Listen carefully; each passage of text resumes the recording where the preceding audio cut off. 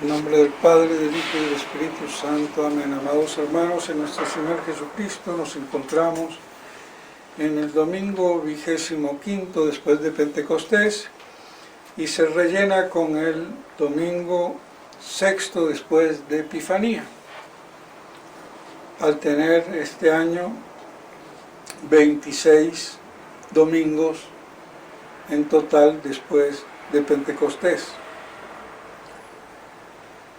Y vemos cómo nos dice el Evangelio de hoy, de San Mateo, que nuestro Señor hablaba en parábolas y no dejaba de hacerlo. Y sencillamente que las parábolas que pertenecen al género, como dice el padre Castellani, del sentido literal simbólico, que no es alegórico o puramente espiritualista, pues el símbolo es una cosa real que representa otra. Si yo veo la corona de un rey, representa la monarquía, el reino, al rey. O la bandera representa a la nación, la patria. Pues bien, los símbolos entonces nos hacen conocer una realidad. Por ejemplo, el humo es una imagen o símbolo, porque los símbolos son imágenes, de que hay fuego. Pues bien, a ese género entonces literario pertenecen las parábolas, dentro del sentido literal y primigenio que prima. ¿Y por qué hablaban parábolas? Porque cómo va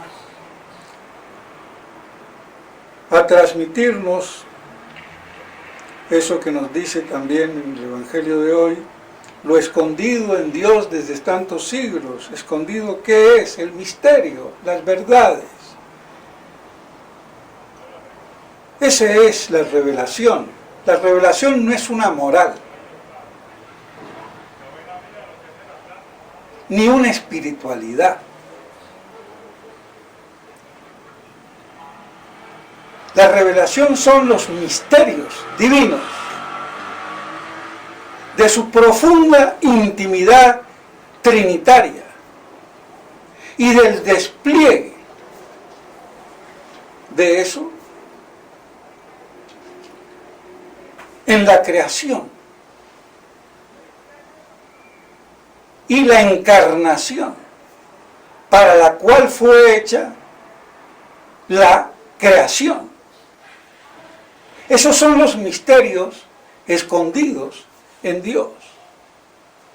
Y entonces al pueblo era más fácil hacerle comprender esas verdades a través de imágenes, de símbolos tomados de la vida real, aunque a veces un poco estrambótica o estrafalariamente, para que golpeen los sentidos y se arraiguen en el recuerdo. Pero como digo, no es una moral. Para la moral bastan los 10 mandamientos.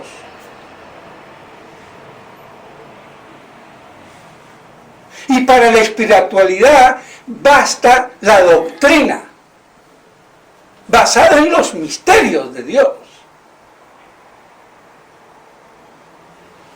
Entonces no debemos de invertir el orden de las cosas. Contienen una moral, contienen una espiritualidad, pero es primigeniamente un misterio, o los misterios de Dios y de todo lo que allí se propaga, como es el misterio del reino de Dios. En este caso donde habla y compara el reino de Dios con dos parábolas. la mostaza, el grano de mostaza y la levadura. Pero aquí también hay otro error, como siempre. El reino de Dios es la iglesia. Pero la iglesia actual, temporal, militante, no es la plenitud del reino de Dios.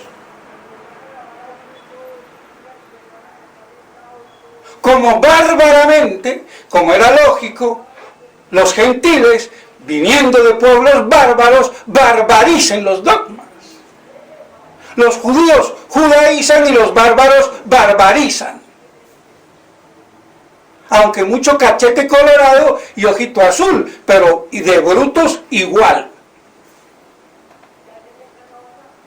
Porque no hay que ser salvaje. Y eso era. Antes del cristianismo, salvaje. Incluso los romanos, medio salvajes, aunque tenían el derecho. Y eran quizás los menos salvajes, con una civilización. O los griegos. ¿Qué se le espera a los demás? Pues bien, entonces,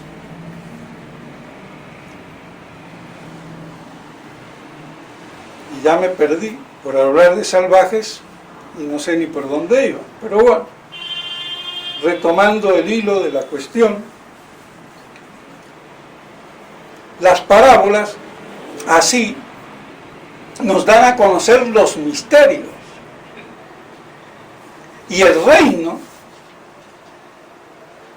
de Dios, la iglesia militante, es el reino incoado que se tiene que planificar de hecho y de derecho en el reino mesiánico de Cristo en este y sobre esta tierra. Y eso es lo que no se ve claro.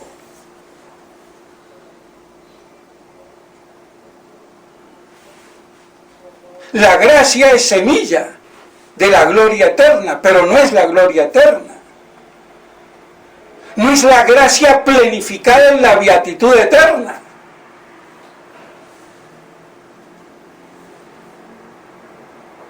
Entonces lo mismo la iglesia. Está completa, no le falta nada, pero como iglesia aviadora.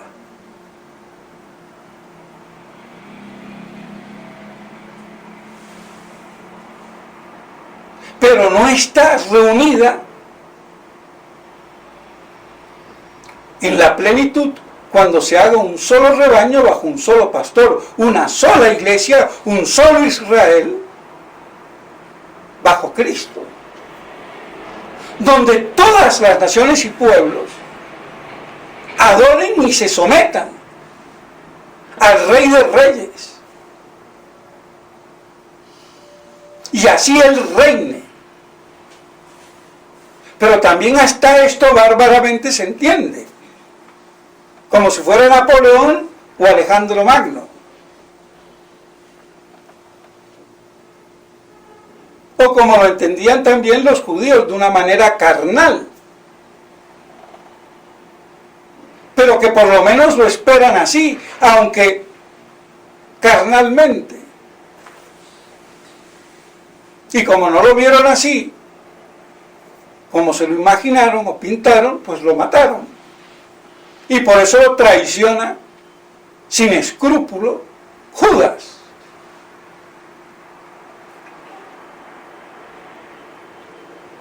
Entonces no hay que creer estúpidamente, bárbaramente, que la iglesia quedó planificada en todo su esplendor, quedó planificada con la venida del Espíritu Santo. Pero ese Espíritu Santo y esa iglesia no está extendida a todos los pueblos y naciones.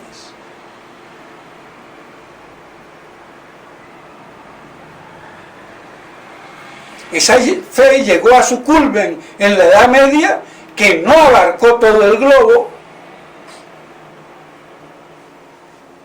y después decayó, así que ahora ni se diga.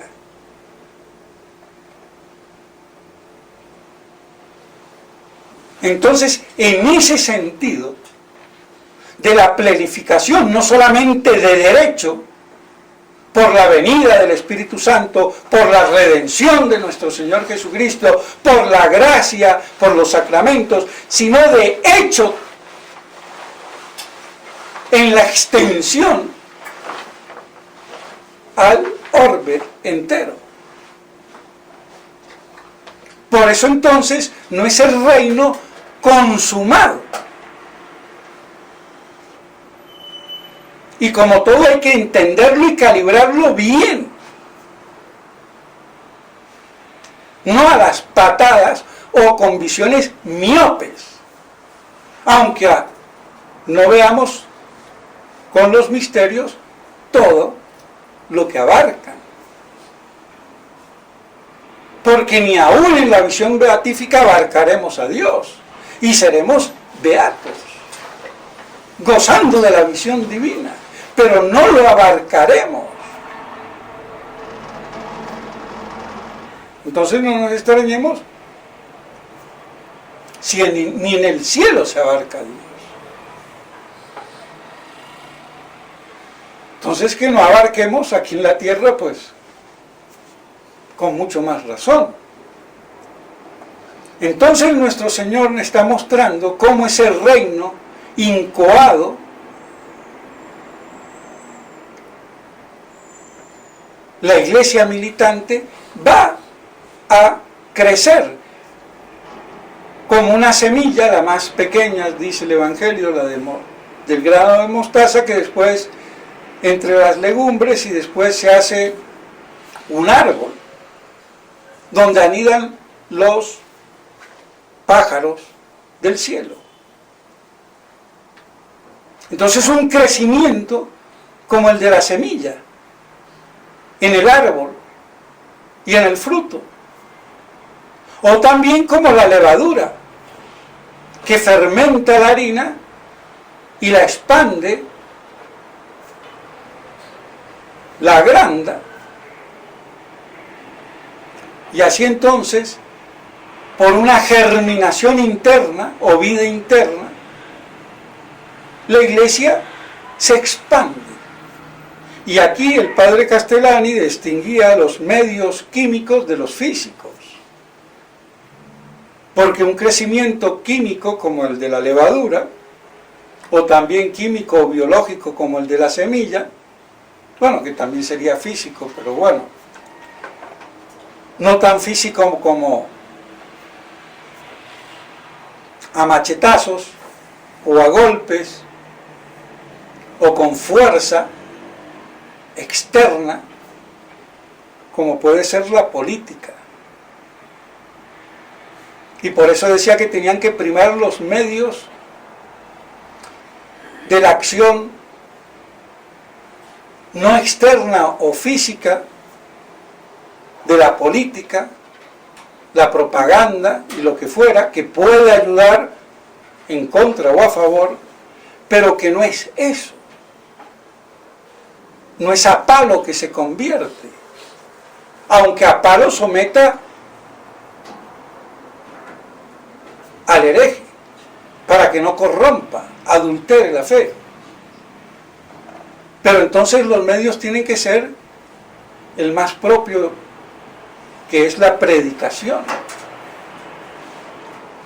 Y así esa palabra germine, expandiéndose como el grano de mostaza o como la levadura en la harina. Y así debiera entonces de ser la expansión y el crecimiento de la iglesia. Y eso sí, ayudado por el orden público, el factor físico o político, pero el que prima es el otro, y no al revés, como siempre. Pues bien, entonces así tenemos el significado o el símbolo de estas dos parábolas de cómo la iglesia comienza y se expande, aunque ahora la vemos en plena implotación, podríamos decir, porque más reducida no puede ser. Nos decimos católicos y obramos como masones, como paganos, como imbéciles. No solamente con la cuestión del aborto, de la procreación, con la familia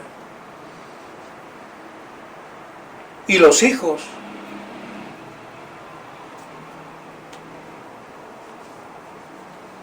Sino en todo orden de ideas, la homosexualidad, la degeneración, hecha derecho.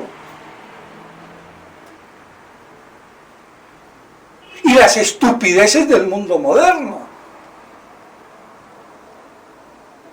Andar tatuados como si fueran paredes de lo que son los edificios hoy de las ciudades, todos pintorreteados. Como para anular la pintura de Dios en la creación y en nuestro cuerpo. Cuando antes el tatuaje eran los malhechores o las prostitutas. Por lo menos en Francia con la flor de lis. ¿Para qué? Para que si llegaba un hombre por medio idiota y no darse cuenta, sepa que con quién se está metiendo. Nada más.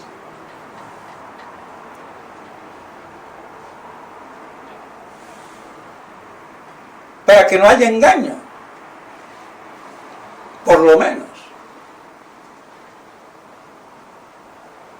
Pues bien, pero eso es hoy la moda de imbéciles, si me perdona. Lo lamento. Y el que se hizo tatuar, bueno, allá verá, a ver, que se arrepienta, haga lo que quiera.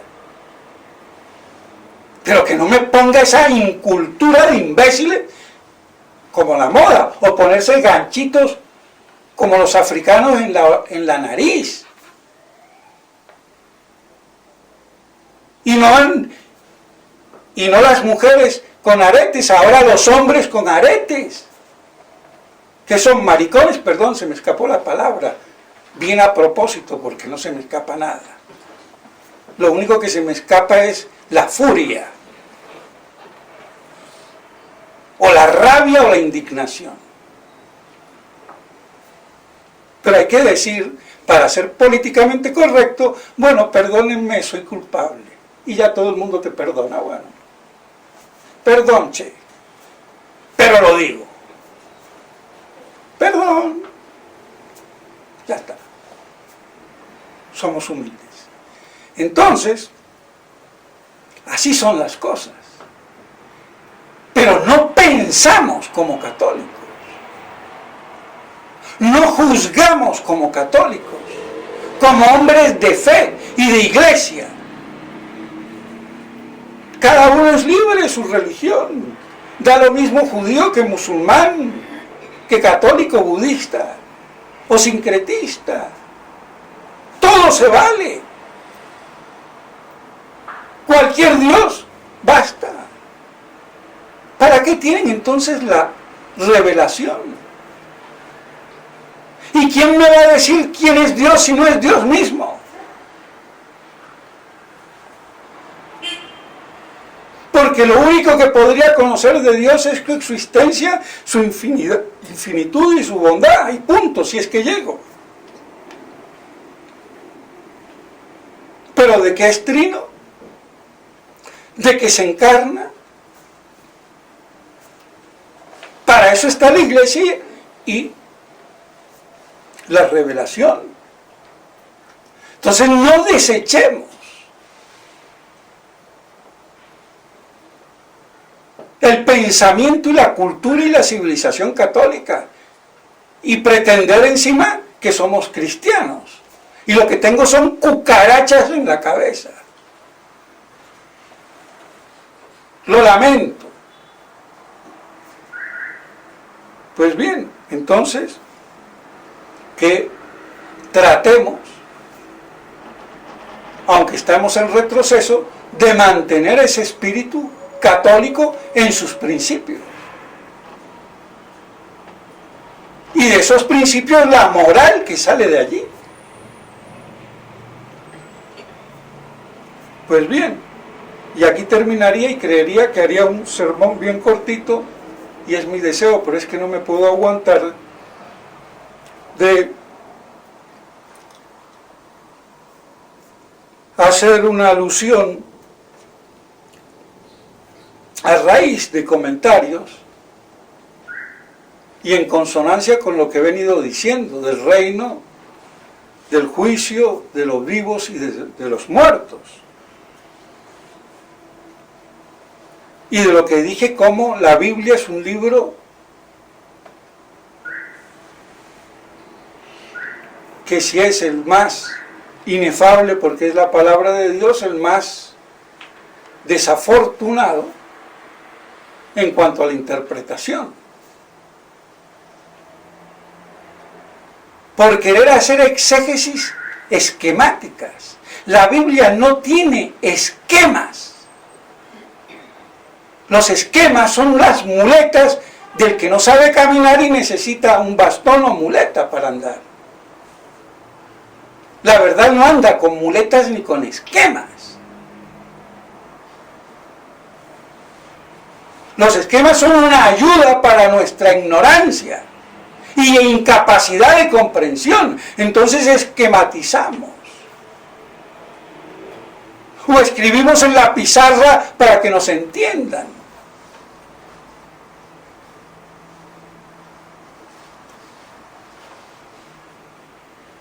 Y dentro de esos esquemas,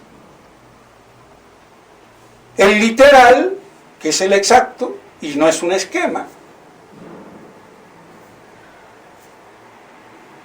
y el alegórico, que sí, no se basa en el literal, es un esquema y fraudulento. Entonces, para cortar, cuando se habla tanto en las escrituras y en el credo, y está en el credo tomado de las escrituras, que vendrá nuestro Señor a juzgar a vivos y a muertos. Un credo no habla en sentido alegórico nunca. Habla en un sentido propio y natural, aunque sea de verdades sobrenaturales. Natural en cuanto al sentido literal y propio de las palabras. Si hablo de muertos, es de muertos, de vivos, es de vivos. Pero como en las escrituras nos permitimos transliterar al sentido alegórico o espiritual, y digo entonces, también en el credo, como me dijo un fiel, es que puede ser también que viene a juzgar a los vivos, a los que están en gracia, y a los muertos, a los que están sin la gracia. Qué lindo, qué bien explicado, pero qué destruido ese artículo de fe. Así de sencillo. Y no me importa que hayan colaborado en eso los grandes autores que han utilizado y hasta abusado del sentido alegórico. Úsenlo todo lo que quieran, pero no me vengan a explicar el credo, a juzgar los vivos o los muertos alegóricamente. Ni tampoco la Biblia, que no lo permite. Y entonces eso es lo que quiero probar y demostrar. Por encima de San Agustín y de Santo Tomás. Y con eso vaya la que me pongo encima. Del sentido espiritual que juzgar es a los vivos o a los muertos en sentido espiritual. La Escritura no lo permite.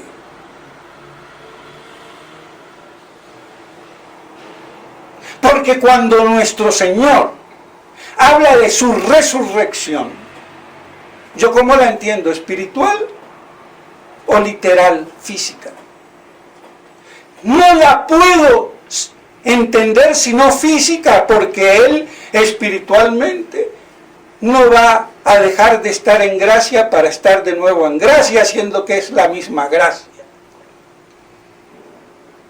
¿Ven la estupidez? Tengo que interpretarlo literalmente. Y si hablando de Cristo resucitado, a paso seguido me habla que viene a juzgar a los vivos y a los muertos, ¿los voy a entender espiritualmente? ¿O lo tengo que medir con la misma medida y no la ley del embudo?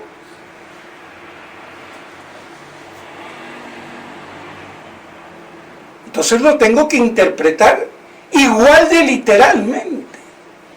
Y de esto no se han dado cuenta.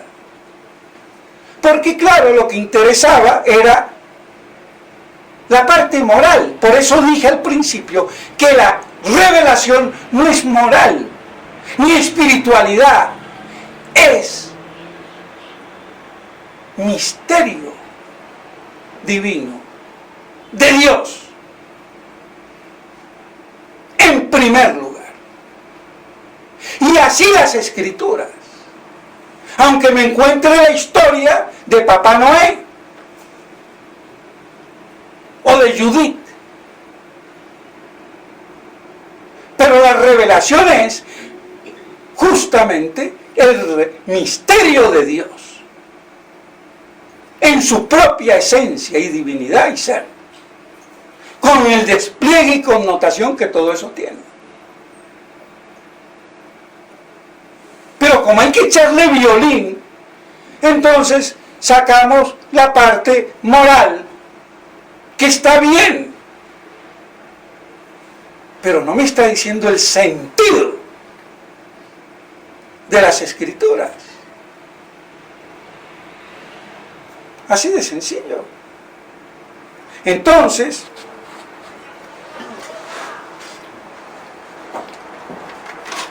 cuando digo que no se puede pasar de un sentido literal obligado, porque nuestro Señor resucita y muere, nuestro Señor no murió espiritualmente, no perdió la gracia. ¿Cómo murió Cristo? Físicamente. ¿Cómo resucitó? Físicamente. Y si viene a juzgar a los vivos y a los muertos, es físicamente vivos y físicamente muertos. Que no lo entendamos, pregunte. Use la cabeza, pero no se ponga a alegorizar, ni a espiritualizar, ni a decir tonterías. Porque ningún santo puede rubricar si dice por ahí una estupidez o un error con su santidad. Perdónenme. Yo no voy a rubricar a San Agustín con su maniqueísmo. Punto.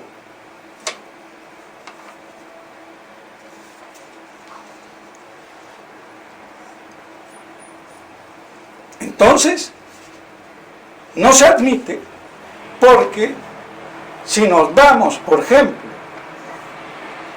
a los Hechos de los Apóstoles, cuando se habla, pero Dios le resucitó al tercer día y le dio que se mostrase manifiesto, no a todo el pueblo, sino a nosotros, los testigos predestinados por Dios, los que hemos comido y bebido con Él, después de su resurrección de entre los muertos. Resurrección espiritual no cabe, sería herético. Es resurrección física, porque su muerte fue física, no podía ser una muerte espiritual. Está claro, el que no entienda esto no sabe ni la ABC. Y seguidamente, Él nos mandó a predicar al pueblo y dar testimonio de que este es aquel que ha sido destinado por Dios a ser juez de los vivos y de los muertos. Y entonces aquí, 4 palabritas más allá, muertos y vivos, es espiritual. Pero ¿qué imbecilidad es esa? Perdónenme, esto no tiene asidero ninguno. Entonces se acabó el cuento. Juzgar a vivos y a muertos es literal, tan literal como la muerte y la resurrección de Cristo. Así de claro. Y si esto no lo han visto, los que tendrían que haberlo visto, ya no es mi problema.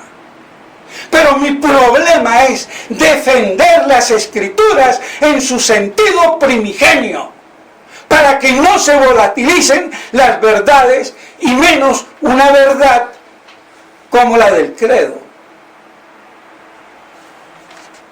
Aunque de esto no se haya reflexionado, lamento.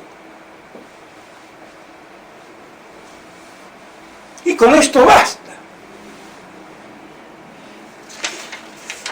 Pero hay más.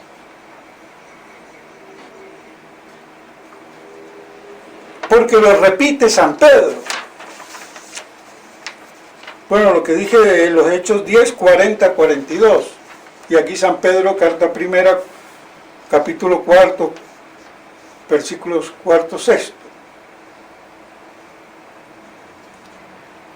Dice, ahora se extrañan de que vosotros no corráis con ellos a la misma desenfrenada disolución y se ponen a injuriar, pero darán cuenta a aquel que está pronto para juzgar a vivos y a muertos.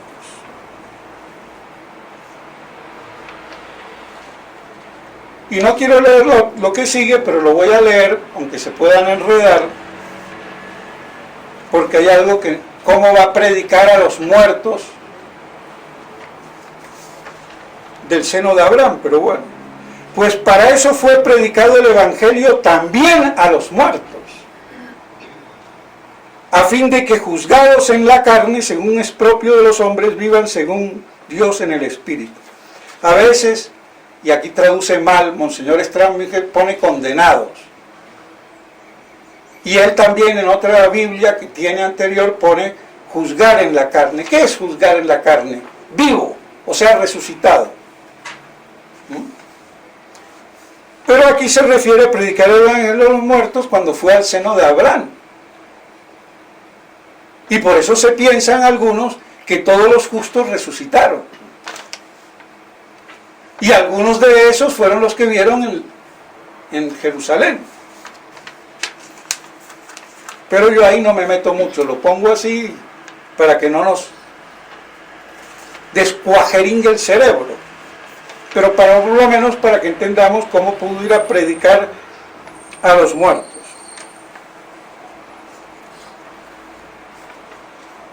Y muertos físicamente. Pues bien, también cuando se habla en el Apocalipsis de los degollados, que mueren mártires, ¿son muertos espirituales? No, murieron en gracia, en la fe, entonces son muertos físicos, como lógicamente degollado me lo dice.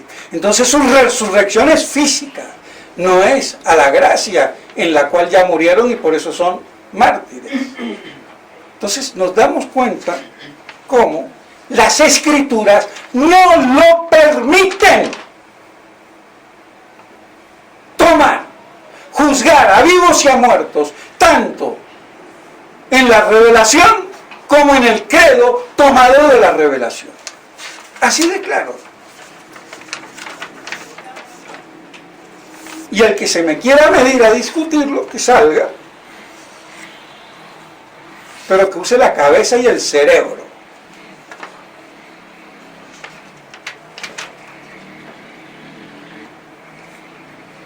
Les recuerdo el texto, a ver que está aquí, de el Apocalipsis.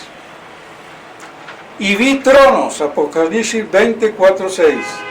Y vi tronos y sentáronse en ellos, y les fue dado juzgar, y a las almas de los que habían sido degollados a causa del testimonio de Jesús y a causa de la palabra de Dios, y a los que no habían adorado a la bestia ni a su estatua, ni habían aceptado la marca en sus frentes ni en sus manos, y vivieron y reinaron con Cristo 1000 años. Los restantes de los muertos no tornaron a vivir hasta que se cumplieran los 1000 años. Esta es la resurrección primera. Bienaventurado y santo el que tiene parte en la primera resurrección.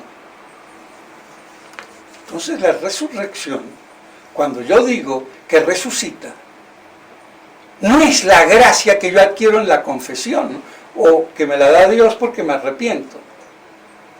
Es que resucita físicamente. Y aquí está. Una vez más. Y encima la cuestión del milenio. Para el que quiera rechinar, que chine, rechine y reviente. Entonces, queda claro que juzgar vivos y muertos es literalísimamente y excluye el sentido espiritual.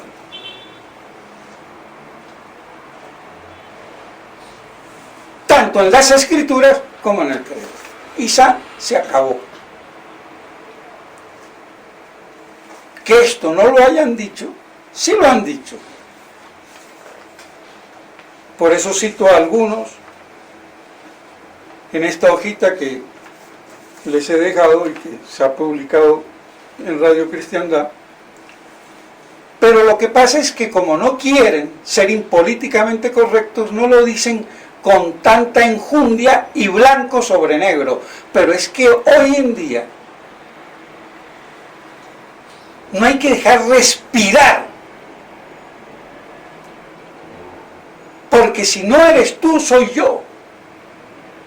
Es de vida o de muerte.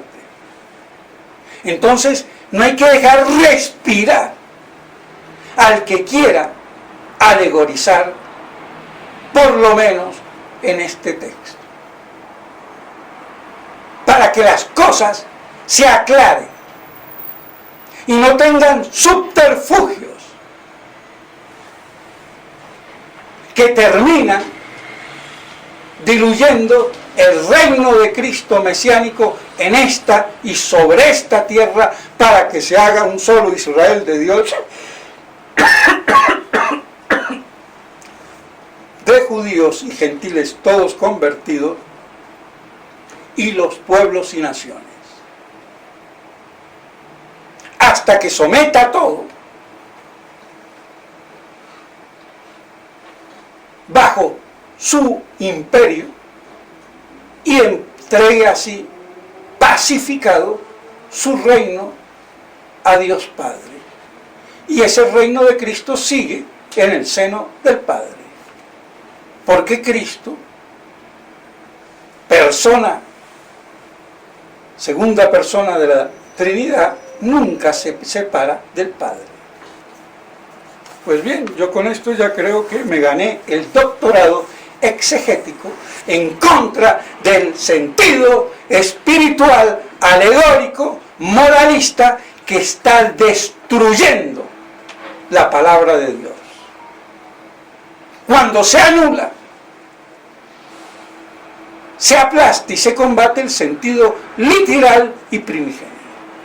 Porque si fuera solamente el espiritual por allá, bueno, está bien.